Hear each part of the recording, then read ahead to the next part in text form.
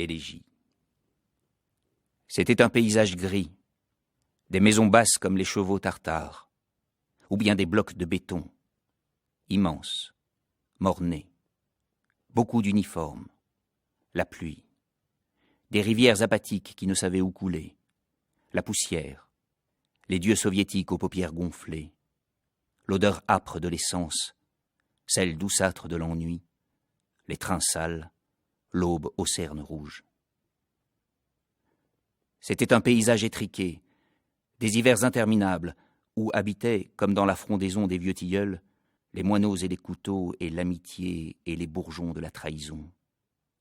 La courbure des rues dans le village, les prés étroits. Dans le parc, sur un banc, quelqu'un pianotait sur les touches de son accordéon. Et pendant un instant, on pouvait respirer un air plus léger que la fatigue.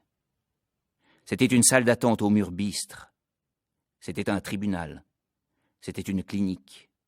Un intérieur, où les tables croulaient sous le poids des dossiers, avec des cendriers remplis de cendres.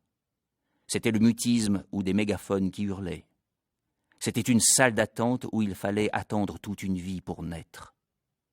Nos amours furtifs qui s'éternisaient, nos grands rires, nos ironies, nos triomphes se consument peut-être encore dans un commissariat, à la frontière d'une carte, à la lisière de l'imagination. Ce sont les voix des morts, ce sont les cheveux des morts, c'étaient les chronomètres de nos désirs, le temps rempli de vide. C'était un paysage noir, seules les montagnes étaient bleues et l'arc-en-ciel oblique. Il n'y avait ni promesse ni espoir. Mais nous y vivions et nous n'y étions pas étrangers. C'était la vie qu'on nous avait allouée. C'était la patience aussi blême qu'un glacier.